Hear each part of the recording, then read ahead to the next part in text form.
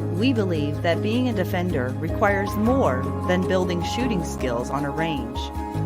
It's also a development of the heart, mind, body, and spirit.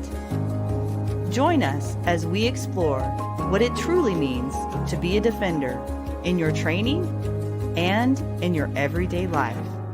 Welcome to Defenders Live.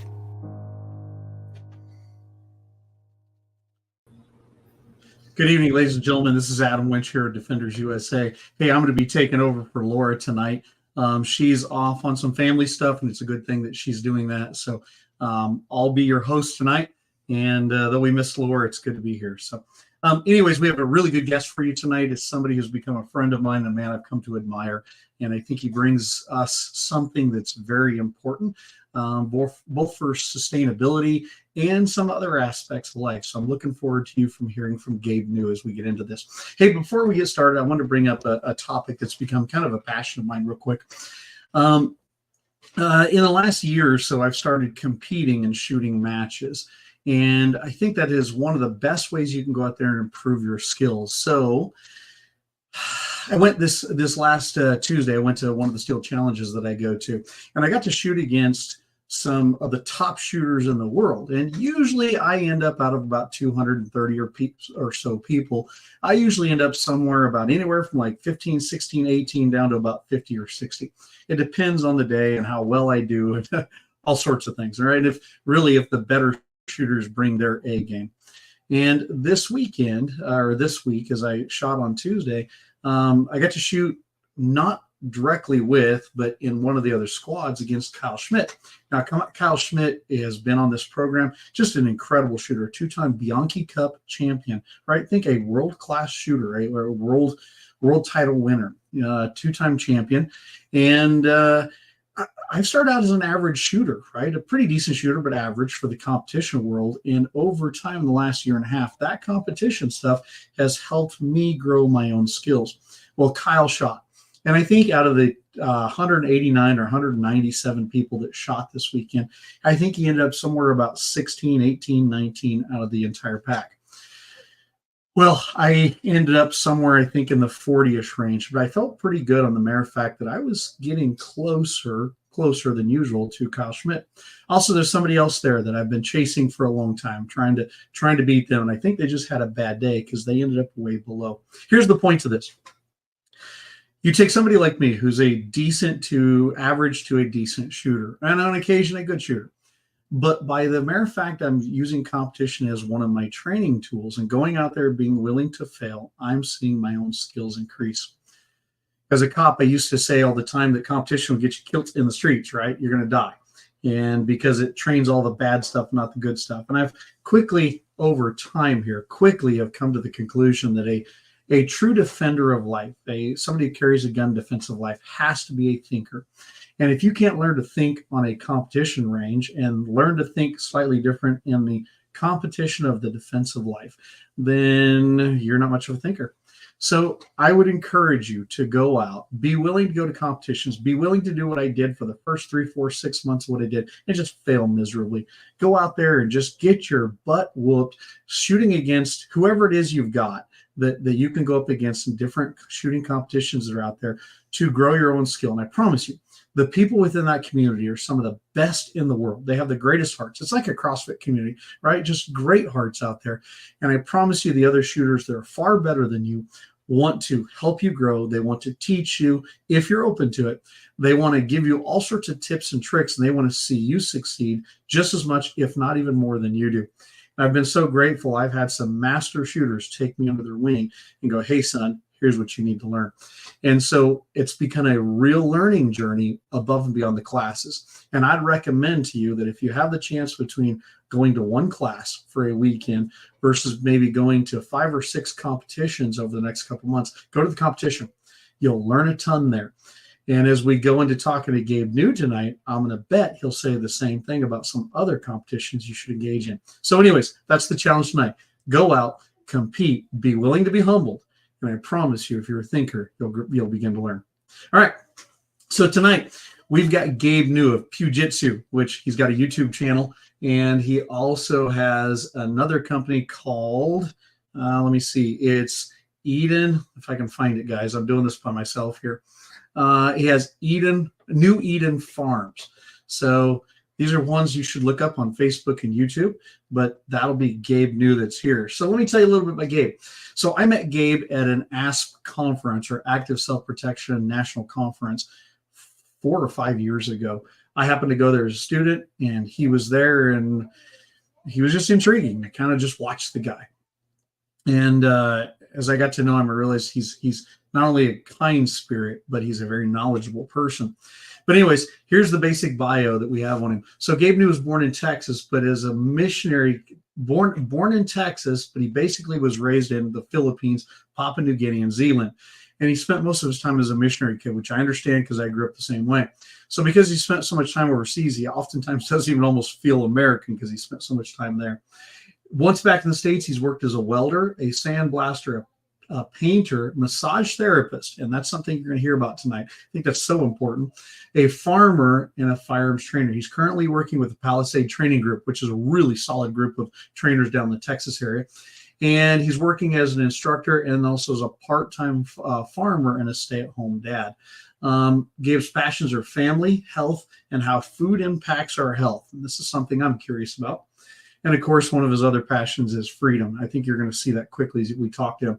And he wants people to understand the importance of their local community and the power of personal action. So Gabe and I got to spend time talking today for about, 45 minutes or an hour. And I was able to hear his passions come out. And I'm thinking you guys are going to learn a lot from this guy, and you're going to get the same sense of him as I do. Anyways, you can find him on social media on Facebook and YouTube at Pujitsu for combative contents, or New Eden Farms for his food growing audience. So without further ado, let's bring in Gabe New. Hey, Gabe. Hey, Adam. How you doing, brother? Good to talk to you too. Hey, thanks for coming tonight. I'm sorry you don't have Laura here, but she had important family things come up, so she's gone. So your host, brother, you're stuck with me. No, so, I'm not stuck with you. I enjoy talking to you. And well, hey, I'm going to be taking some notes. What's that? Good for Laura for taking some family time. Yeah, it's some cool stuff with her kiddos, so it's good for her to be away to do that. So, hey, I'm going to probably be taking some notes while we're talking here, and occasionally it'll look like I'm ignoring you because I'll probably be monitoring the comments. We've got a lot of comments coming in already, and I haven't had the time to look at them yet. But for folks, those of you watching, feel free to ask questions. Gabe is an expert in multiple areas here, so get his thoughts. Just feel free to throw it in there, and I will try to cull through these comments and the questions while also trying to talk to Gabe. So Gabe, so though I gave you a very tiny intro, can you tell us a little bit about yourself? Well, basically, as you said, my parents were missionaries with Wycliffe. They were not actually translators, although that's what Wycliffe is. It's not a church planting group. They just went out, and my dad basically ended up either in administration in a couple of places, and then in the Philippines, he ended up functionally in PR because Wycliffe, like most translation specialists, they tend to be full of eggheads who were brilliant, but not that great with people. And so these translations would finally get finished, and it takes an average of 20, 25 years to get a translation done. So it would take, these people would spend their working career out in the field, and then almost nobody would get the Bible because they hadn't really interacted with all that many people and they hadn't promoted it. And so I'm glad you jumped in and said the Bible, right? So for those who don't know, Wycliffe, right? It's a translation group that really translates the Bible to multiple languages, right? I grew up in the Ivory Coast, or West Africa, or Côte d'Ivoire, West Africa, right? And there were 64 village languages there besides the country's primary language, which was French. So though we knew French very well, right? That was our common language there, right? I was able to pick up smatterings of Jula, Bete, Abe, some other different village languages, and those oftentimes didn't have a Bible. So the Wycliffe missionaries that were in the Ivory Coast or other areas associated would be constantly translating the Bible in there. And imagine, like you said, 25 years. Imagine what it takes to translate into some of these very obscure languages that might only be spoken by 8,000 or 10,000 people across the world. How hard that would be phonetically to translate the Bible correctly. Yeah. So yeah, we used to go to the Wycliffe compounds occasionally to go to their libraries because they had the best libraries in the country. And anytime we wanted to read a good American book or something in English, we'd go to Wycliffe, and borrow from the library and forget to take it back. It was pretty cool. Little theft going on the mission field. So, okay, so where did you start growing up overseas? Because I want to know how formative that was for you, because I know for me that was extremely formative. How was that going overseas? What age and where'd you go? So at about 7 years old, we went to Papua New Guinea, and that to me felt pretty primitive. For my parents, it was what they called jungle camp training. It was where they go to basically get new missionaries used to being in the field in a totally different culture, so that when they go wherever they're permanently stationed, they don't make a lot of the cultural faux pas that we Americans are so prone to make. And so we spent basically 6 months in the camp, learning how to live amongst people. And then we spent 6 months out in a village, living literally in a thatched roof hut that was raised up off the ground, and no electricity, no running water. I'm sure that for my parents, it was pretty rough, especially my mother. But as a 7-year-old boy, I thought it was awesome. As a kid, that was great. One place we lived in Africa, we were there without electricity or running water for a year and a half. And I think that was one of the coolest, most formative things in the world. I mean, I hated it as a kid, trucking that water every day from where you got the water in 5-gallon buckets on both sides, right? But I talk about formative. So, okay, so did you pick up the language there? And is that where you guys went to language school for translation? I didn't. That language was generically Pidgin English, and I might have picked up a tiny bit of it, but I didn't really need to, and I didn't. From there, we only spent a year, and then we came back to the United States for about a year to raise support. And once we had that, he was stationed in New Zealand. Not a hardship post at all. No, that was quite lovely. It was good. It was another one of those culture breaking experiences for me that made me just feel less and less. I remember going and being mocked mercilessly for my accent. And I think I did have a pretty deep East Texas accent when we first moved there. But we spent a year there, and then again came back to the States for a little while, and then got sent off to the Philippines, where we stayed for 4 years. And during that 4 years, I didn't come back. My parents and a couple of my siblings did, but I stayed in the Philippines for the full 4 years. And is that where you started picking up other languages? Yeah, I picked up some. My brother picked up a lot more. He was a little bit older and allowed to run around. I was not allowed to run wild, which in hindsight was probably the better decision, but it did feel constricting at the time. But okay, for good or ill, we spent a lot of time on base, or I would, almost everybody there was bilingual to some extent, and they spoke enough English that it didn't force me to get too deep. And so I did not pick up as much as I, in retrospect, would have liked. Okay, so you said a compound, right? The where I was at in Côte d'Ivoire, they had a compound they stayed on. Did you guys have the same type of thing? Yes. Yeah, and Okay. we would spend some time there, maybe 1 month out of the year on average, just for, basically housekeeping duties of dealing with all the things that missionaries have to do, that you have to do just to keep in touch with everybody. So what language were your parents proficient or fluent in for translation to other languages? So the main trade language was, I just had a vapor lock there.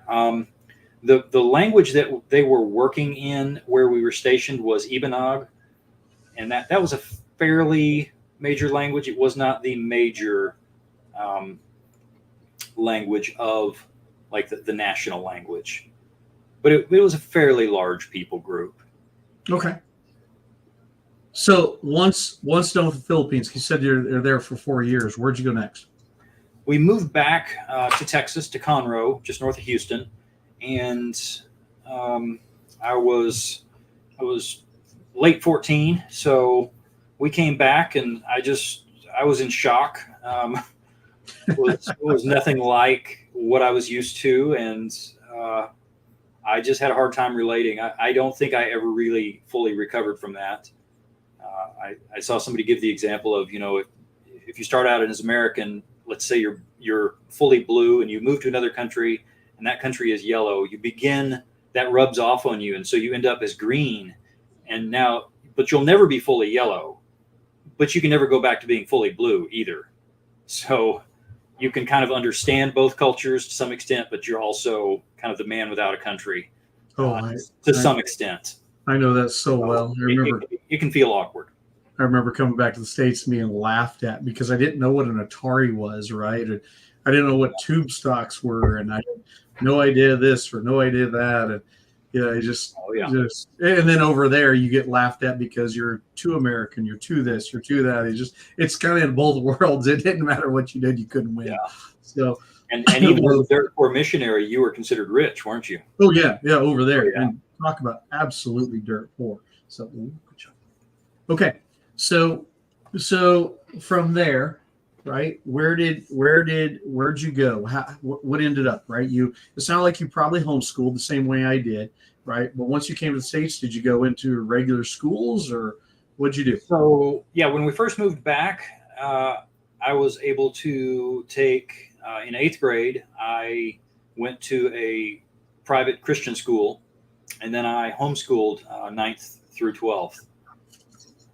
And I then went and took a semester of college, just general courses. Couldn't decide what I wanted to do, so I quit. And I had actually taken some college courses in high school as well. And so I got some college credits. Still didn't know what I wanted to do with my life, and so had to go to work. But and that was when I became a welder, and went from there to sandblasting and painting.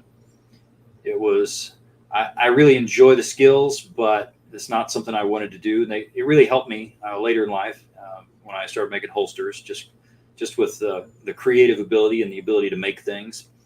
But really did not love that, and struggled with my health. Was having problems with. I didn't know it at the time. Didn't know it for many years. It was a problem with gluten. I'm celiac. And so that ended up combining with some other stuff to give me leaky gut. And years down the road, I then developed Hashimoto's from that. But basically, having health trouble motivated me to become a farmer in order to grow healthy food. And so I think, well, somewhere in the middle, I took up massage therapy, trying to make some money. And while I had some back problems from welding, and sorry, let me mute that. Had some back problems and started working on friends because most guys who work, all of us have tight shoulders, and went to massage school. Really liked it, but I didn't like doing it as a business. That was also not my thing. Massage tends to be something that ladies get to relax, and I just don't. I don't want to work on a bunch of ladies. No offense. Happy to work on people who are still wearing all their clothes and help them, but decided I'd rather farm. So here we are. So all the tightness of all the construction work you did, which I found the same thing on missionary kids. It seems like the vast majority of missionary kids, and sorry to the audience if we're going into something that bores you here, but I found the most part missionary kids, we came back and we kind of bounced around a bit, not sure what to do. And I think it was because we're floating between two cultures all the time. And, if you're not going to go into the mission field or into the ministry of some type, that's what you've grown up around. It leaves you kind of not sure where to go in life. So once you moved into construction, right, typical missionary route that seems to be there, is that what led you into massage school? Is all the pain and the tightness and everything that was there? Yeah, and it's really very, very common for massage therapists to get into massage because they themselves have problems. And let me just go back and touch on the bouncing around thing. That's something that if you haven't been kind of run through the production mill of a regular school, you're much more comfortable just bouncing around. Yes. I've never been comfortable working in an office or anything like that. Having to do a little bit of that, it just feels very constricting. Working a 9 to 5, and I just hate that. I'd far rather work 60 hours a week and have the freedom to pick when those 60 hours are than work for somebody else at 40 hours a week. Yeah, the constant doesn't make sense if you've never done it. Yeah, exactly. The constant predictiveness of a job was so entrapping to me that it was hard to settle down. As a cop, I did end up living in one place for about 20 years and doing about the same job, 2 jobs for about 10 years apiece. I'll tell you that was the most settled time in my life, and I think it really came from the upbringing of bouncing all over the world and going to different things and constantly living on a fast pace of up and down in the missionary world, much like the police world, just very much highs and lows and ebbs and flows that were very fast and very dramatic. So, okay. So from there, did you take the massage thing? Did you turn it into a business for a while, or how did that go? Only a very short while. I just immediately realized that while I loved doing it, it was not something that I was going to be, if I went to work for somebody else, it was going to be that 9 to 5 grind. And it was very difficult to find something that was more therapy focused and not simply pleasure focused, just relaxation, the typical Swedish, make me feel good and let me go to sleep on the table sort of thing. And that just doesn't interest me. I want to fix people. I want to help them feel better, not just in the moment, but for the future. And a bunch of construction dudes don't just go seek massage therapy to help them. No, they don't. Not gonna. You talk about touch reverse. Oh boy. Okay, so this is something that we're at the ASP conference several times. You've come up, or even at the national conference for AGAG, a Girl in a Gun, just a couple of weeks ago. There, you came up behind me and just started giving me the world's greatest massage in the world. I got to ask you, right? I get, because of all the dry fire training, the shooting I do. Even though I try to do stretches and all to really work on some of this stuff, can you talk to us a little bit about how much maybe this is needed, or you think the benefit to it? Because I find in my dry fire, it's not natural for the human to go so explosively to the gun and back out many times over, right? Or the hard movements. The body's not made for that. And when we do it too much, it can cause some injuries. Can you talk about that, and then how maybe a good focus massage or things we could do that would help us in our dry fire training? Because that's a lot of repetitions, and I'm starting to really feel it up here, except for when you're around. So there's a couple of tools that you can basically play with. One of them is called a Thera cane, as in a therapy cane. And that may be a brand name, but if you look that up, you'll find it. It's basically, it looks like a shepherd's crook, and it's got a couple of handles, and you grab those handles and you can kind of reach over and drive into your own shoulders, and give yourself a little bit of a back rub. And if you're really dedicated, you can, if you do that 5 times a day, believe it or not, just kind of spread those out, very short, little sessions, not long at all, but do it 5 times a day. You can really begin to see some progress. Okay, so you call it a back rub. Is it really getting into the muscle and the what's it called, the fascia on the muscle? Is it breaking that down? Is that what's helpful, or is it just really a back rub? So it depends on how you do it. If you do it fast and light, just it's just like doing this, the Mr. Miyagi hand sort of thing. Whereas if you want, you can really just bear down into that and make yourself, take some deep breaths, because you can really bring some pain.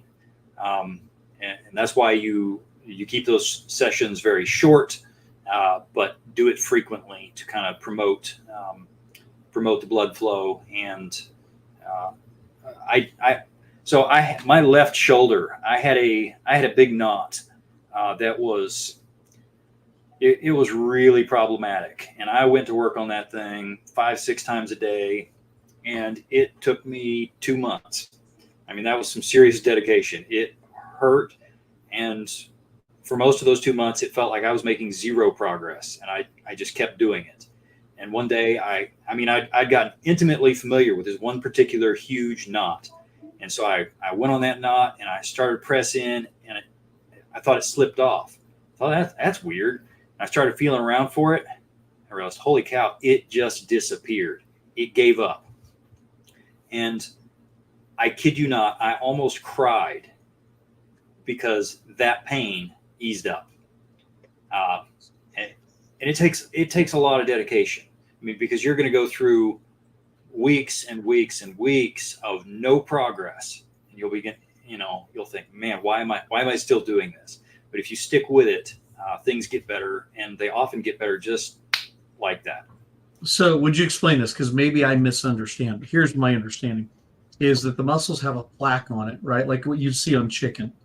It's almost like a plaque, a membrane that's on there that helps keep the muscles contracted and the muscles bind up. And if you don't break that plaque down through some type of, like you're talking, rubbing, pressure, other things, to ultimately break it down to where the muscle can expand, it bundles up and begins to hurt.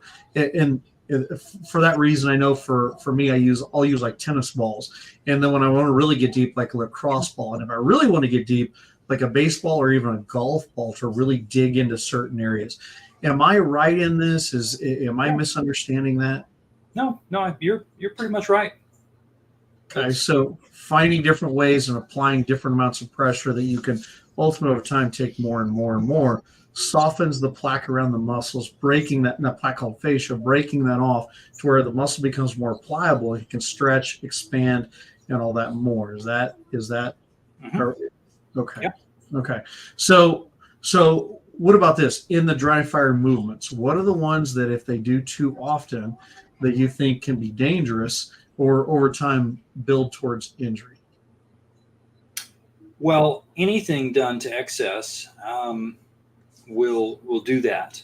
And the shortest answer I could give you is just don't do anything. Do it a little bit. Far better. I'd far rather see you dry fire twice a day for just a couple minutes than have one big session. I mean, not only is that more beneficial for your skill acquisition, you're less likely to develop any sort of repetitive strain on that. Yeah, because dry fire skill builds over really not so much volume, but consistency. So that makes sense. Yeah. Okay. So from there, you've moved into Jiu-Jitsu, right? You have your YouTube channel that really deals, from what I understand, combatives. And my understanding is you're doing Jiu-Jitsu and maybe a few other things. Can you talk about that? And would you give us kind of the here's my issue. Too many of us in the gun world focus on the gun, where to me the gun is really the last absolute resort, right? There's been several times I have had to fight my way to the gun, and that was more important than the gun in the moment. So would you talk about your combatives and what you think needs to be a focus for those of us in the gun world? Sure. Yeah, like you said, I think that being comfortable with some hand-to-hand skills is crucial. There have been some times that I feel like I was able to be a better human to, as Craig Douglas would say, the unknown contacts. Managing these people with some humanity still is not only is it really good for avoiding fights. They were able to get a little closer than I might have let them if I'd had no skills, because I would have been really uncomfortable. But knowing that I can handle myself both grappling and striking wise just gave me that level of confidence to not worry about it. And of course, displaying a high level of confidence, real confidence, not false bravado, is also a great way to make sure that fights don't even start. But like you said, the last thing I want to do is use a gun. Man, talk about an expensive prospect, and that will end up doing the exact thing that I don't want to do, because my family will be harmed by that. Even if I'm found completely innocent, it's going to be expensive, right? And there's always the prospect that I can get sued civilly, or that I can get doxxed. I might have to move and functionally go into hiding. This is just not something I want to do. So Right. The best fight you'll ever get yourself into is the one you avoid in the first place. So, okay. So you're kind of a ninja. What do you do? What kind of combatives do you do? So my dad put us in karate, in Shotokan karate, when we were in the Philippines. That was kind of a big thing over there, and I'm glad he did it. I will tell you that it was basically useless, Yes. except that it got me interested in the martial arts. Yeah. And yeah, I came back, and I have average to large genetics, and one of my best friends was a guy who was quite a bit smaller than me, both in height and weight.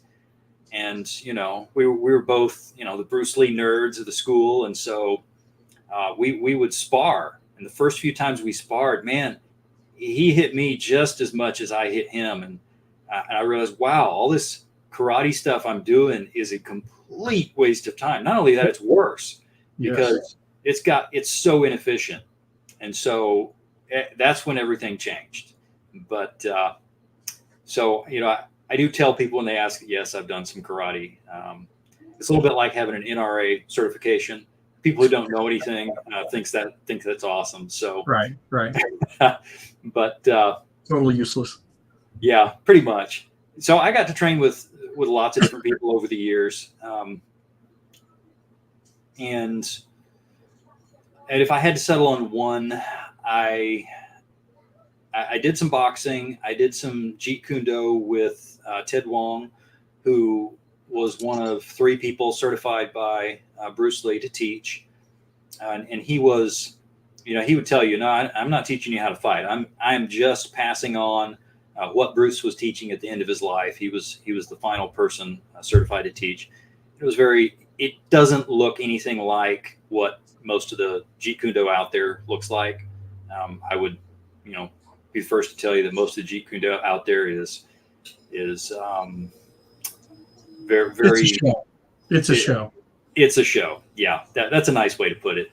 But Ted was very impressive. Ted was small. He was your typical Chinese immigrant, very slight stature, slender, and he moved like the wind, just super efficient. He was like a fencer without the blade, just fast and efficient. And that heavily influenced my striking, and then jiu-jitsu for the grappling portion of that. And not the Brazilian jiu-jitsu that's very popular today, although it's great for what it is, but you do need to know how to fight on the ground. But excuse me, there's also a lot of stand-up grappling that I think is very realistic. And grappling is grappling, whether you're on the ground or not. Okay, so let's say for Grandma Good Cookies, right? Go ahead. What's that? So let's say for Grandma Good Cookies, right? She's not the ninja you are, right? Maybe not as strong as you, and maybe a little bit older. What do you recommend for them for some type of defensive training? If you were to describe a program for them to look into and start doing, what would be helpful to them?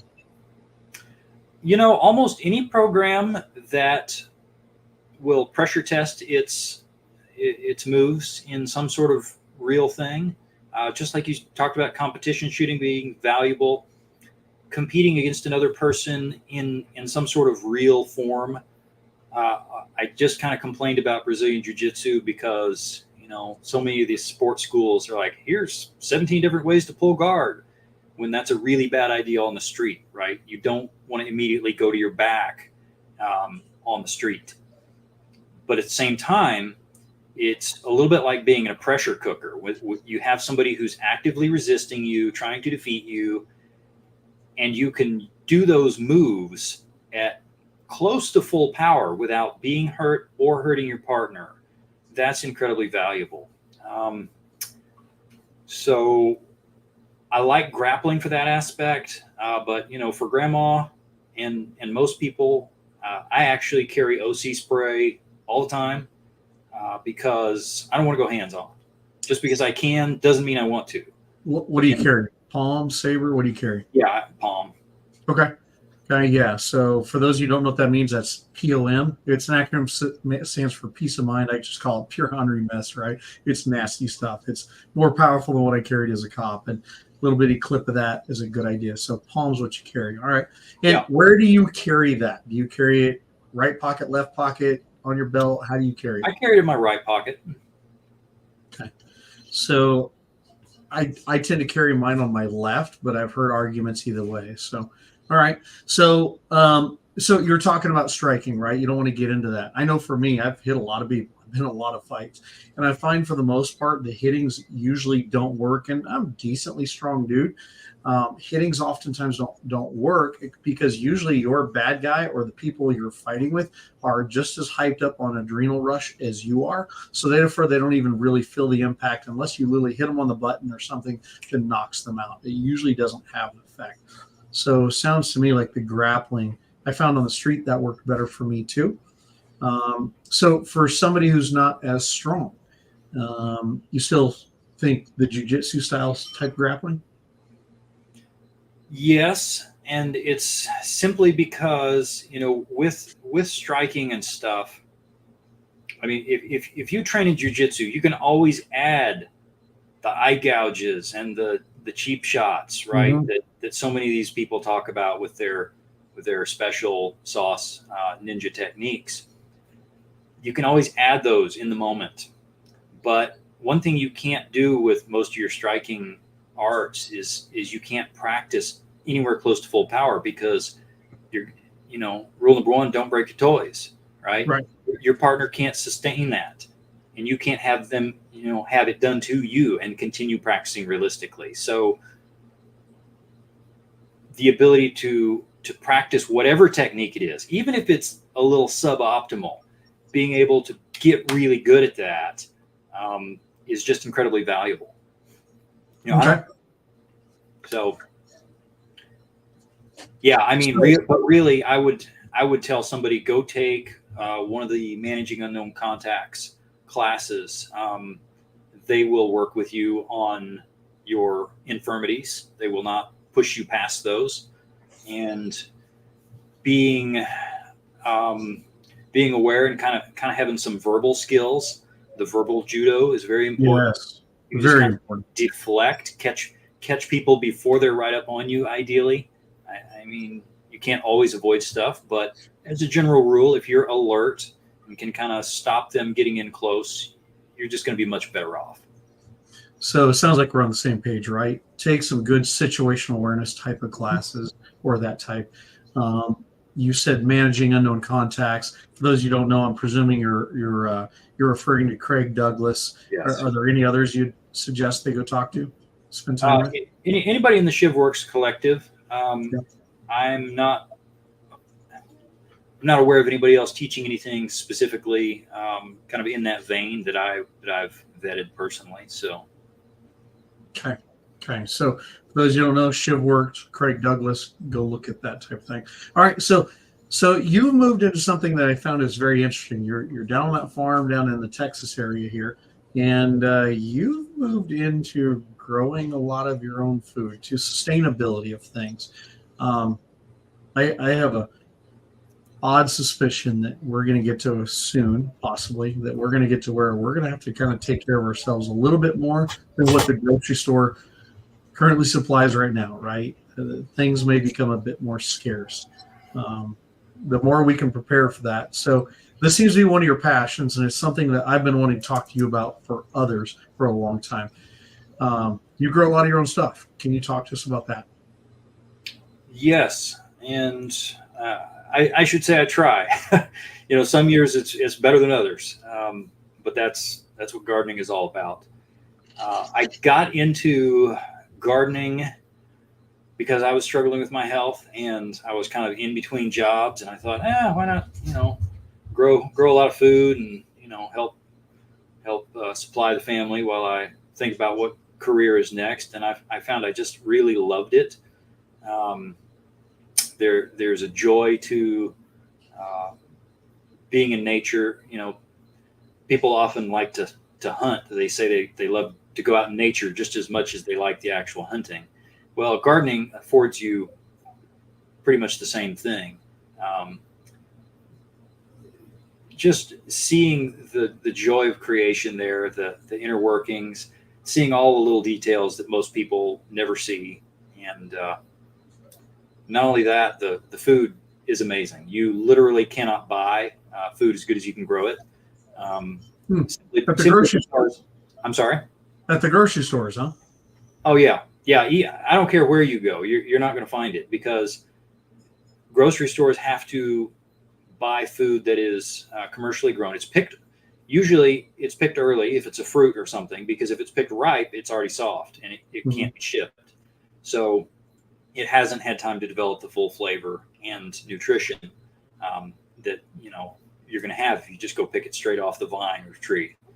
And even just the vegetables, the vegetables that I thought I hated, things like broccoli and Brussels sprouts and squash. Oh, come on. Who would like those things? Exactly. When you grow them, obviously there's the pride of having grown it yourself, but also the freshness and quality. It has to be tasted to be believed. It's kind of like bananas, right? As a kid in Africa, right? We had bananas right there off the tree. And I ate bananas. I come to the States and I eat bananas in the States, and they taste like sawdust compared to stuff overseas. So I'm kind of figuring it's the same thing with food you grow. It's got much more than nutrition, the flavor, the sweetness, or whatever it is in there. Yes. Okay. So how did you get started in that? Because I think this is something that a lot of us need to look into, just like we should be looking into better investments, right? Better equipment for our guns, better growing our own family, tightening up our relationships with the Lord if you ascribe to that, right? Same thing here. You've got to start somewhere. We should do this. This part about being a defender. Where do people start? Somebody said, I don't remember who it was. They said, think big, start small, don't quit. So starting small is, I think, the key. It's really easy to get overwhelmed because even just a fairly small garden, it's functionally a new career that you starting out don't know anything about. We laugh at kids who don't know where eggs come from and think that chocolate milk comes from brown cows. It does, doesn't it? But the reality is most adults also don't really know how to produce food. So maybe we think we do, but unless you've grown up on a farm and have actually done it, you don't know as much as you think.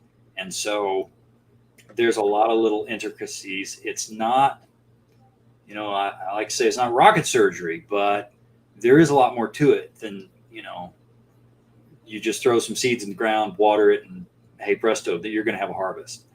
Did you just mix your metaphors? Rocket surgery? Okay. Yes, all right. I'm sorry. I do that on purpose. At least I tell people that.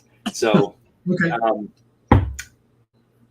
Let me pull up my quick little cheat sheet here. There are some principles that I'm going to give you for basically how to imitate nature. Take notes, people. Take notes. I'm going to take notes. I didn't develop these. This was the regenerative ag people. Might be understanding ag.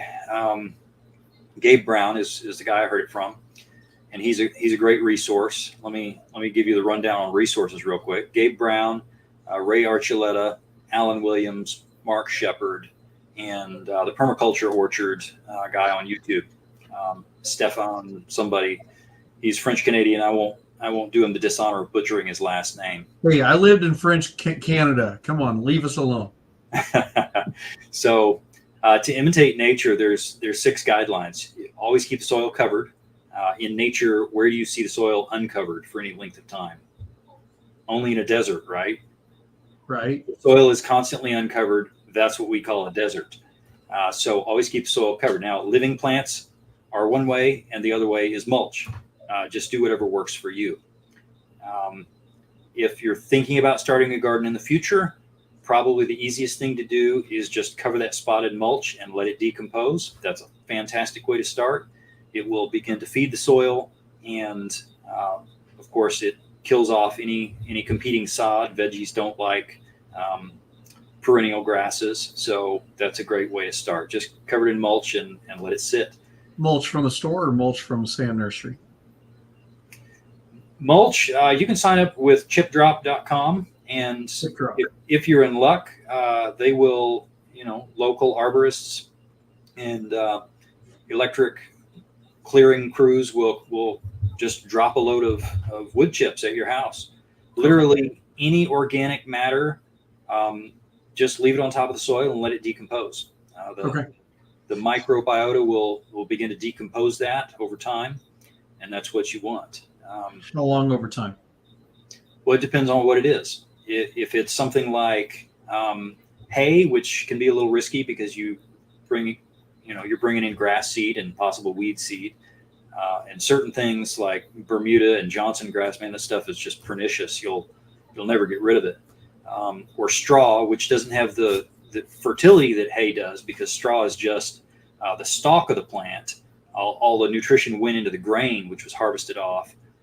But on the other side, at least you don't have any weed seed. But there's less there for the soil to eat. That stuff decomposes a lot faster.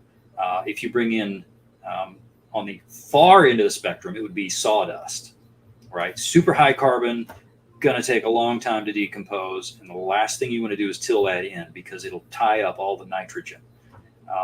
And so just on top. Yeah, like you can put sawdust in your paths, and it'll tie up all the nitrogen on the top, and it will eventually decompose. Makes great paths, but you don't want to put that in your growing area because it's just too high in carbon. Okay, so are we still at the first one to just keep the soil covered? I'm still on number one. Sorry. No, you're good. I'm just checking. I want to make sure I didn't miss anything. No, you got to my passion point now. So that was number one, keep soil covered. Number two is minimize tillage. Disturb the soil as little as possible. Understand that the soil, I like to think of the soil as a living organism. Really, it's billions of them, right? It's microbes, it's fungus, it's earthworms, it's all those things and so much more. When you go and you till it, even just a little bit, some tillage is kind of unavoidable. You go to put a plant in the ground or a seed, you're doing a tiny bit of tillage, but every time you till, you're injecting oxygen, and that is essentially a bacterial promoting event, which kind of counterbalances what you want. You want to have a 1-to-1 ratio of fungus and bacteria, and croplands are basically highly bacterial. There's no fungus left. It's the fungus, it's the mycorrhizal fungi that interact with the roots of whatever you've got growing there, and those mycorrhizal fungi are so much better at harvesting the minerals and nutrition and trading it with the plants. The plants harvest solar energy, and they exude root sugars to feed the soil life. The soil life in turn takes those root sugars and gives up minerals and other nutrition for the plants. It's actually very cooperative. I think in grade school I learned that nature was very competitive, and there's certainly some competition, but it is far more cooperative than it is competitive. And so we want to keep a balance, and we just don't want to disturb that if possible. So if you have super hard soil to begin with and you don't have much to start, go ahead and till, put everything in you can, because you're not really hurting anything. There's nothing there to start. But once you've got that soil covered, try not to disturb it anymore and just let it be. Okay, so here in hard-packed Arizona, that's the best way to go. Till it up, put the stuff in, cover it up. Start by breaking it up, whether that's tillage or taking a broad fork or something like that, and breaking it up, loosening it so the roots can get down, and then try not to do it again unless you. Okay. So what's number three? Number three is diversity. When you look at nature, you don't see a lot of monoculture. You see all sorts of grasses, forbs, legumes, root crops. They're all growing together, right? And so in hard times, they actually work together. You'll see a diverse crop perform better in hard times than a monoculture. It will produce more in total. And I can't tell you exactly why. I just know that's the way it works. Isn't that almost biblical, right? Oftentimes the the heat of what you're going through brings out the best results, right?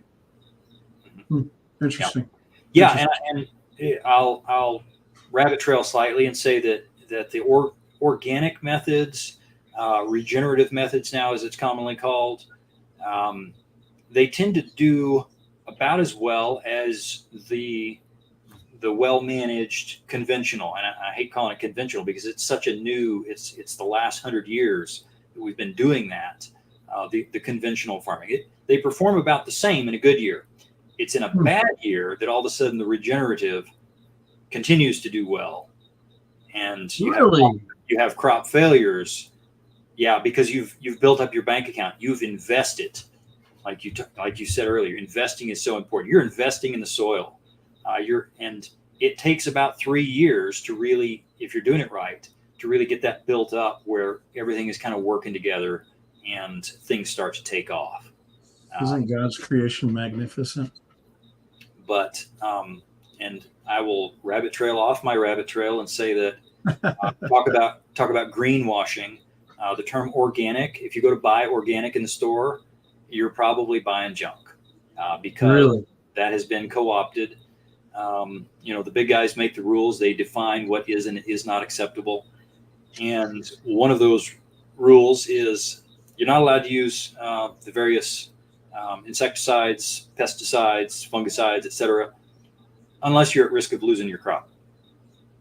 And they're always at risk of losing their crop. Well, maybe. Perpetually. One of those things that, intervention begets intervention. So the more you've killed stuff, the less life there is in the soil, and then the more you're going to have to intervene next time. So it takes patience. And when you're a commercial farmer, I totally sympathize. I'm not criticizing them for their decisions, but we all have to make a living. But it's very tempting to just constantly intervene. Ooh, I got a pest problem. I better spray some poison. Well, you're not just killing the good stuff, right? It's like taking antibiotics. It's wise for you to take an antibiotic if you're on the verge of death. You don't want to die, just to be a purist. But if you do, you've just upset your stomach by killing off everything, right? It didn't just kill the bad stuff. It killed the good stuff too. Now you've got to start eating probiotics, some good sauerkraut and stuff like that to kind of rebuild that. And it takes time. If anybody's ever taken on antibiotics, they can tell you that, man, things were not happy there for a while, right? Yeah. During and after. So the same thing happens to your soil. Okay, right. Let's move to number 4. Number 4, growing plant roots as long as possible, because all the sunlight coming down is energy. You want to harvest that energy. The plant will take it, convert it into root sugars, pump that out, and that is how you are growing your organic matter. Up to 50% of the organic matter in the soil is being built by microbes that have fed off of those root sugars and then died. So cover crops, it's an older technology to think that cover crops are building organic matter in the soil by growing them and then turning them under, because now you've got all that mass under the soil. The problem is the tillage is injecting oxygen. It decomposes it fast. So you're seeing some growth. You're seeing a little bit of improvement. It kind of gets up to a point and then it just stops.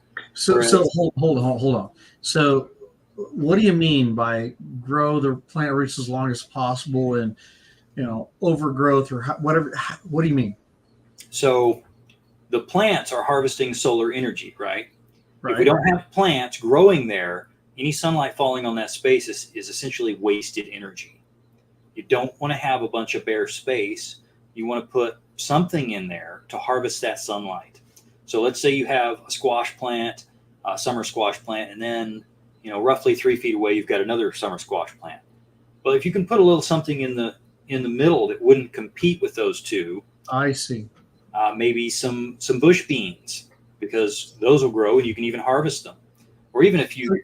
So you're saying it kind of covers it, giving it a little bit of shade? Am I off here? Well, it's not only giving it shade, it's capturing that solar energy, and the plant then uses that energy to push out root sugars to trade the soil life for its nutrition. Soil life has the ability, if you're not screwing with it with conventional fertilizers, which are salt based, and it kills off all the soil life.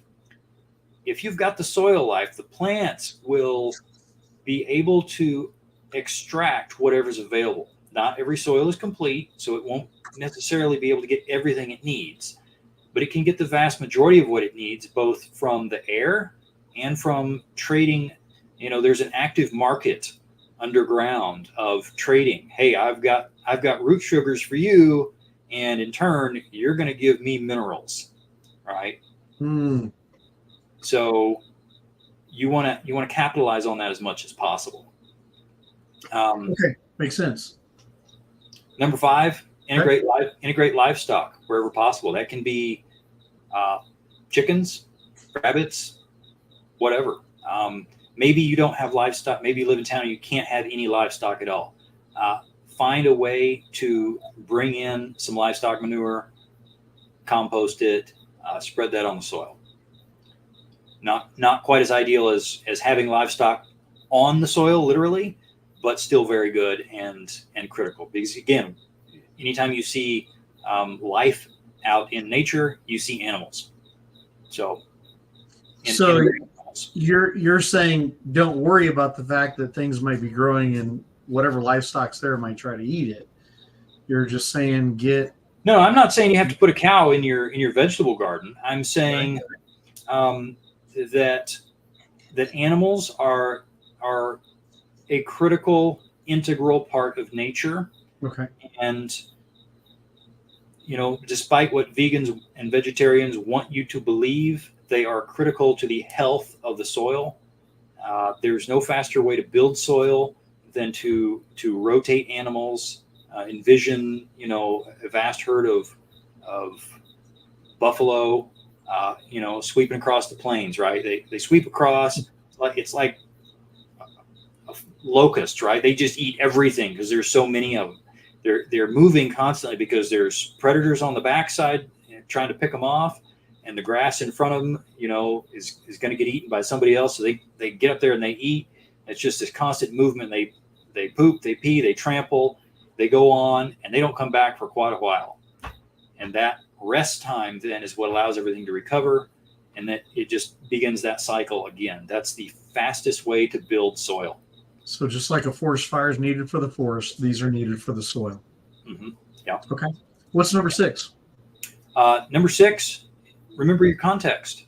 Everybody's context is different. If you're in the desert, you have it far different from somebody in Florida who's very wet, even though you're both very hot. There are also dry deserts. And so context is also your resources, whether it's financial or energy, neighbors, your knowledge, everything. So just because I do things a certain way doesn't mean that it's going to work for you. If you're working a ton and I'm working part-time, then I've got a lot more time to spend in my garden, and you're going to have to manage yours differently.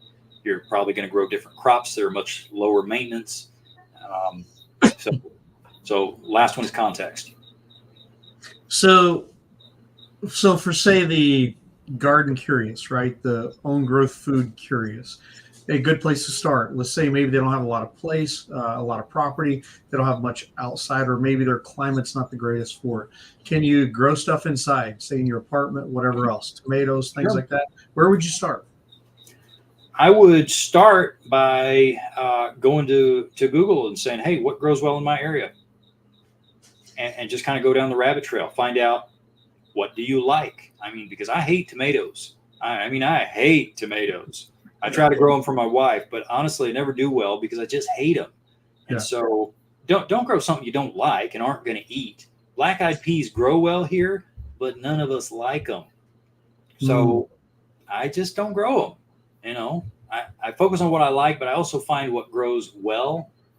I could theoretically grow lemons and limes, but I really have to take care of them because our winters are a little too cold. So it doesn't make sense for me to do that just because I can. Do what's easy and do what you like, and then expand from there. So we have less than a minute left. We might go a little bit longer, but can you help, as we talked about this earlier, can you help tie this into more of the global picture, right? I see this as a necessity, as something we should start doing more of. Shucks, even if it's growing your own tomatoes, because Gabe loves tomatoes, right?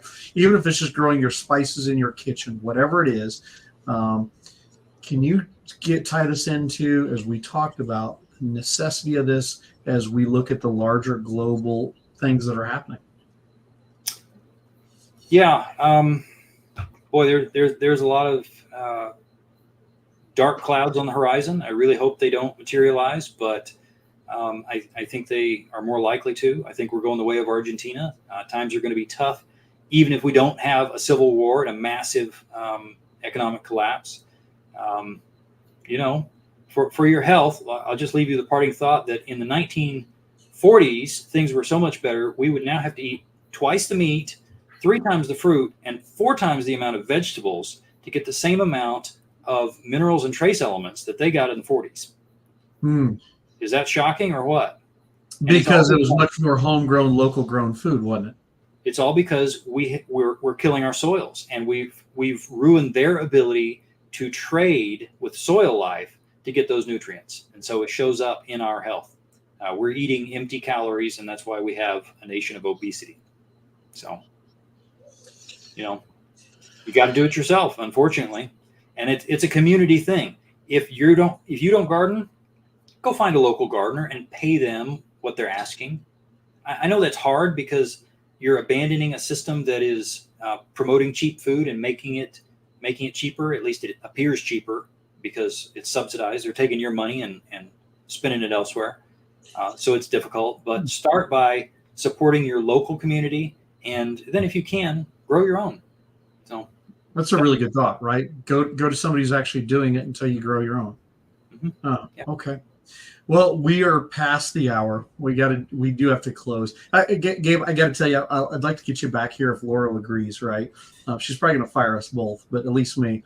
But I'd love to get you back. I think there's so many things here we didn't get to that people need to hear. I desperately want to learn because, boy, we got to get beyond the gun. We got to get beyond certain things, and one of is our own food security, and I think that ties so deeply into our health. So, anyways, thank you for your time tonight. I hope you're willing to come back, and if you'll stay in the green room, I'll go ahead and cut us off here for tonight. Thank you so much.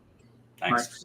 All right, ladies and gentlemen, thank you for listening tonight. Remember, you can find us on all sorts of different platforms. I don't know all the stuff Laura does, but Spotify, all that stuff. But thank you so much for listening to this. And if you get the chance, check out Gabe New. He's got a YouTube channel. Go look him up there at Pujitsu and New Eden Farms.